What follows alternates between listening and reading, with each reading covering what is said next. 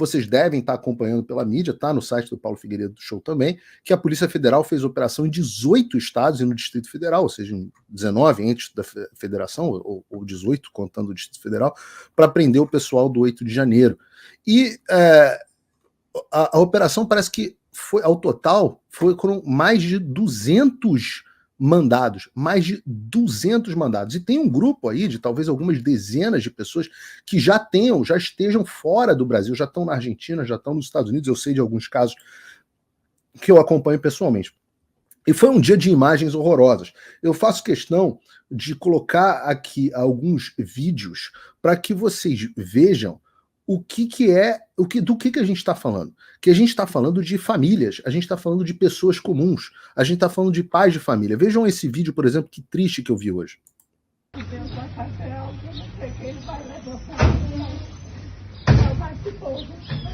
Cara, esse cara tava com a filhinha no colo numa outra foto, não sei quem é, mas tava com a filhinha no colo. Você vê que é uma cara de humilhante, né? Esse aí, isso aí não acontece com os traficantes do Rio de Janeiro, da favela do Rio de Janeiro, onde o STF decide que não pode mais ter operação. Isso aí não acontece. Não acontece. Não tem esse momento de despedir. Pelo contrário, o cara sabe que vai ser solto provavelmente pelo STF daqui a pouco. Porque tem alguma coisa de errada nesse país. Tem uma notícia que eu acabei não publicando, devo publicar em breve, onde a Polícia Federal está reclamando que está faltando verba para as outras operações deles, inclusive uma operação de proteção lá do pessoal do G20. Reclamando, tem ofício do delegado, olha, não temos recursos para fazer operação. Mas para fazer isso tem. Para prender pai de família tem. Olha esse outro vídeo, que tristeza.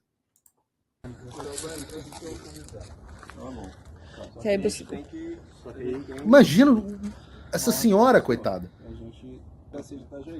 A gente sabe o que está ocorrendo aqui no Brasil. De madrugada. A gente está vivendo na pele. Então, a gente sabe, ele não é bandido. Aí o policial federal é a ordem judicial, né? Você cumpriria a ordem judicial do Terceiro Reich? Eu me pergunto. Até os pobres, coitados, carcereiros lá, esses caras da Polícia Federal, esses caras que ficam levando as pessoas presas, normalmente estão ali, coitados, abaixo da pirâmide. Mas você vai receber uma ordem dessa para cumprir um cara que a gente vai discutir aqui. Eu vou receber o doutor Ezequiel para falar sobre a ilegalidade desses pedidos. Vai falar com mais propriedade do que eu. Mas você cumpriria? Eu pergunto para você que está em casa, você me responda no chat. Você, se fosse policial, faz um exame da sua consciência. Se você fosse policial federal, você passaria por isso? Como é que você ia botar a tua cabeça no travesseiro? Ah, mas eu estou só cumprindo ordem judicial, tenho que cumprir. Muda de profissão, meu filho. Abre mão da teta. Muda de profissão, faz outra coisa, se recusa a cumprir. Você tem mais medo do Alexandre de Moraes ou de Deus? Porque não há perdão para esse tipo de coisa, não. Ah, não. Vai se preparar. E ele é da Marinha. Sim, senhor. Como é que é o nome do senhor? Leandro. Então, senhor Leandro, se acalma, o senhor que está nervoso. Eu estou nervosa também. Claro que está nervosa, tem que estar nervosa mesmo. Então vamos tranquilamente aqui, né?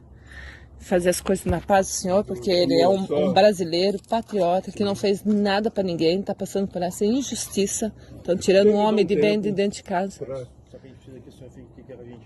Tirando um homem de bem de dentro da casa dele com a família dele. Se o senhor quiser se preparar, se eu puder lhe acompanhar, eu acompanho até lá, senhor, trocar de roupa, tem um procedimento. Aí só não pode sair da gente, não pode fazer de outra maneira. Você não tem, não é uma. Se ele vai ter que vir com essa arma para ele lá. Olha reparem. O cara tá com um AR-15. Eu tô conseguindo ver aqui pelas imagens. Isso é um AR-15. Eu não sei exatamente qual modelo. Mas o cara tá com um AR-15 conversando com a senhora. Um AR-15. Essa é a mesma galera que não pode fazer operação na favela. Porra, andar de AR-15 na frente de velhinha é mole, né? Mole. Aí, porra, eu falo, porra, que macho pra caramba. Vai tomar um banho, botar uma roupa? Isso me deixa Por favor, né? Vocês têm um pouquinho de consciência que é um bando de inocentes passando por isso. A gente entende, mas só entendo assim. Outra coisa, Ele é da Marinha do Brasil. Sim. E aí ele tem direito de ir pro quartel da Marinha do Brasil. Eu tô bem orientada. Onde é que vocês vão levar ele? Não, no primeiro princípio nós vamos levar só para oitiva, para ser ouvido, de entendeu? Lá ele... Vai ser tudo feito conforme a... O cara vai ser levado a princípio para oitiva. A partir daí ninguém sabe para onde vai ser levado. Determinação legal, a gente entende perfeitamente. Determinação legal. Tudo que for decidido pelo Alexandre é determinação legal, eu vou cumprir. Eu não tenho responsabilidade nenhuma sobre nada. O que o Alexandre decidiu e eu não tenho responsabilidade como ser humano. Opa, desculpe interromper o seu vídeo, mas desde 2022 eu continuo com as contas bloqueadas e o passaporte cancelado pelo Xandão. Se você aprecia o meu trabalho e tudo que eu faço pela liberdade de expressão, tem um lugar onde você pode se tornar meu apoiador com uma pequena quantia por mês. Acesse www.paulofigueiredoshow.com e torne-se meu apoiador, e aí você vai receber conteúdos exclusivos e desconto nos meus cursos. Ou então, você pode se tornar meu patrono Gold e passar a me pautar, tem reuniões comigo, você entra para o meu grupo de WhatsApp, que eu uso sempre. O link para tudo isso está aí na descrição. Só que a gente não pode deixar de fazer isso porque é uma determinação. Claro que pode deixar de fazer, porra! Não, eu entendo. Eu sei o que está acontecendo no Brasil. Agora, não é assim chegar como achar que é um bandidão. Claro que pode deixar de ser capanga do Alexandre. De bem. Não, é só um procedimento, senhor. É só um procedimento. Olha, nós estamos levando aqui o sujeito para a câmara de gás em Auschwitz, mas é o procedimento. Foi tudo determinado pelo Führer. Então é o procedimento legal. O que esses caras têm na cabeça, porra? O que esses caras têm na cabeça?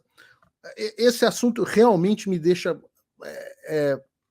puto pra cacete. Mas eu vou trazer um pouco mais de comentário técnico, aqui botar a bola no chão, trazer um pouco mais de comentário técnico, e eu vou receber aqui, já recebi inúmeras vezes no programa, o doutor Ezequiel Silveira, aqui para conversar comigo sobre esse tema, e quem sabe o doutor Ezequiel não me dê um pouquinho mais de tranquilidade. Afinal, ele é pastor, além do doutor, quem sabe ele não me ilumine um pouco aí com a paz do Senhor. Doutor Ezequiel, obrigado por ter vindo aqui mais uma vez ao Paulo Figueiredo Show. Eu sei que você atende parte vários dos presos no 8 de janeiro, faz parte aí da Associação dos Familiares e Vítimas. Queria que me explicasse qual é a base para essa prisão nessa altura do campeonato. Boa tarde, Paulo. Boa tarde a todos os ouvintes do Paulo Figueiredo Show. Me ouvem bem? Ouvimos.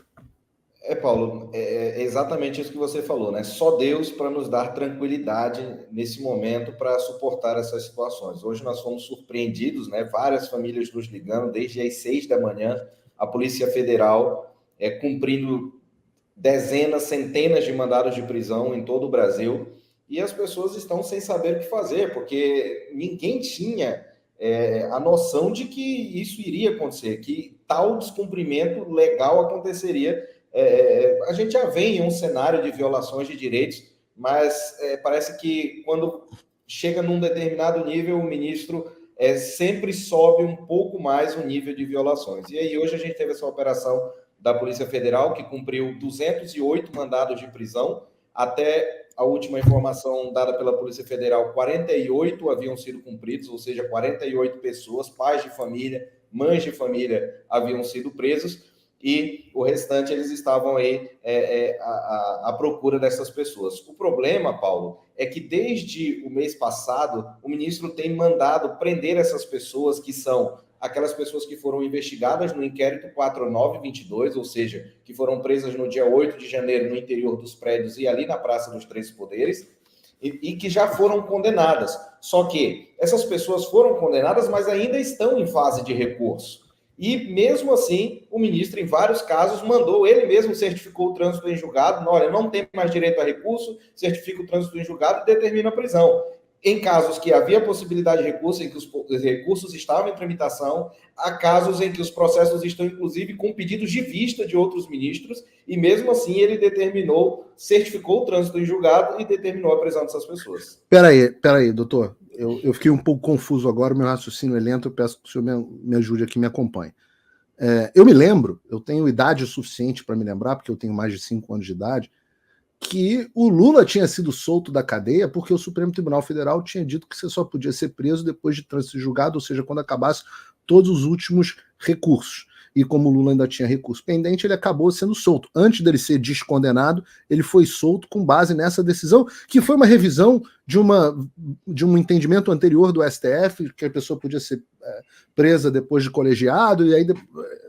Mas essa era a tese supostamente vigente. Essas pessoas do 8 de janeiro, que não tinham prerrogativa de foro especial, já pularam todas as instâncias recursais que elas teriam, né? Elas deveriam ter sido processadas na primeira instância, não foram processadas, então, portanto, não tiveram direito à apelação ao tribunal, nem ao Supremo Tribunal de Justiça, e nem ao próprio STF, porque o STF foi o julgador. A única oportunidade que elas tinham para questionar as arbitrariedades que haviam acontecido eram os recursos dentro do próprio Supremo Tribunal Federal. Eu estou correto no meu entendimento agora? E mesmo, pode me corrigir se eu estiver falando alguma bobagem aqui, eu não sou. E mesmo dentro da possibilidade de recursos, com pedido de vistas dos ministros, essas pessoas ainda assim tiveram um trânsito e julgado sumário decretado e por isso estão sendo jogadas dentro da prisão? Exatamente.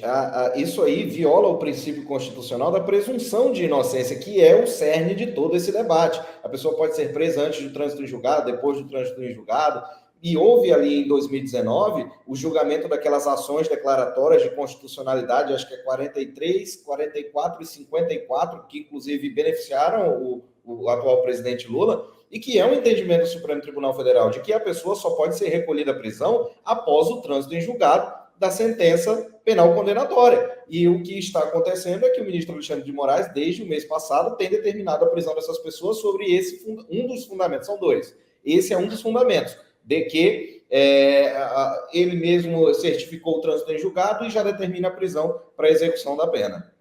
Deixa eu perguntar uma coisa, doutor, porque eu tenho uma curiosidade para traduzir isso para as pessoas comuns no Brasil. Eu sou do Rio de Janeiro, e eu vou falar sobre o Rio de Janeiro no programa de hoje. Digamos que eu seja um traficante de drogas, que matei policial e dei o azar de ser preso no Rio de Janeiro, onde o Supremo Tribunal Federal decide que não pode mais ter operação policial na favela. Mas digamos que eu dei mole e sou um traficante que matei policial, matei gente dentro da favela, matei um monte de gente. Tá? E eu sou preso. Quanto tempo demoraria para eu conseguir um trânsito em julgado? Desde a primeira instância, nós temos processos aí que duram 20 anos. 20 anos? Sim. Então, se eu sou traficante, digamos que eu sou aqui um traficante pesado, tá? Ou deixa eu trocar. Digamos que eu seja o Sérgio Cabral, tá? Que eu tenha roubado pra caramba o Rio de Janeiro. Quanto tempo demora o trânsito em julgado, hein? Varia muito de processo para processo, mas nós temos processos aí que estão tramitando no Supremo Tribunal Federal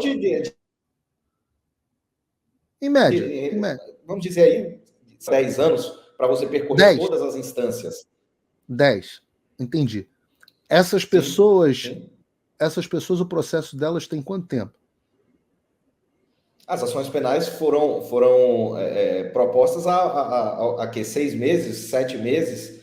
Então, já está sendo certificado o trânsito em julgado. Mas isso é simplesmente pelo fato de que elas não estão percorrendo as instâncias recursais. Elas só estão sendo julgadas em foro único, foro indevido, inclusive. Um juízo incompetente que está julgando essas pessoas e agora lhes está retirando o direito de recorrer. Evidente que nós não temos assim tanta expectativa de que os mesmos ministros que os condenaram apreciam seus recursos, mas é um direito subjetivo da pessoa, esculpido na Constituição Federal e que deve ser respeitado. E quando o ministro Alexandre de Moraes determina a prisão destas pessoas com base nesse fundamento, ele está mais uma vez violando uma regra constitucional. Mas esta não é apenas esta violação. Existe uma outra razão pela qual ele está determinando a prisão dessas pessoas. É o risco de fuga. Entretanto, risco de fuga de terceiros. Porque o que acontece? O que está dizendo nas decisões? Como várias pessoas estão fugindo do Brasil, como algumas pessoas estão solicitando asilo político na Argentina, eu determino a prisão dessas pessoas pelo risco de fuga. Mas o cidadão não esboçou sequer qualquer atitude que levasse a entender que ele estaria tentando fugir. Tanto é que você viu aí o perfil das pessoas que estavam sendo presas. O rapaz trocou de roupa, estava com a filhinha no colo, trocou de roupa e foi lá para o presídio. O outro também, sem esboçar qualquer reação. As pessoas que queriam fugir já fugiram. Essas pessoas que estão aí jamais esboçaram qualquer atitude no sentido de estarem fugindo. Então, o ministro, mais uma vez, viola a Constituição, lá no artigo 5º, inciso 45 e 46, que fala do princípio da individualização da pena. Eu não posso ser responsabilizado pela sua conduta, mas essas pessoas estão sendo responsabilizadas pela conduta de terceiros. Como outros fugiram, o ministro entende que elas podem fugir também, e por isso está determinando a prisão destas pessoas. Meu Deus. Então, o vizinho fugiu que está processado e eu sou preso, já que ele não... Isso me parece uma coisa de vingança, né? Uma coisa pessoal, de atacar esse grupo porque não consegue atacar os que já saíram do Brasil. Eu me pergunto, doutor Ezequiel, mas... A gente especula, né? Ontem nós tivemos uma grande vitória aí, que foi a designação do relator do PL da Anistia, o deputado Rodrigo Valadares, que foi designado pela deputada Caroline Detoni, presidente da CCJ, que significa que o projeto está andando, né? Vai ser pautado. Ela disse que o projeto vai ser pautado até julho, antes do recesso. Então, a gente pode entender que isso aí também pode vir a ser uma espécie de retaliação do ministro por conta desta afronta, vamos dizer assim, do Poder Legislativo em relação às decisões arbitrárias, ilegais e criminosas do ministro Alexandre de Moraes.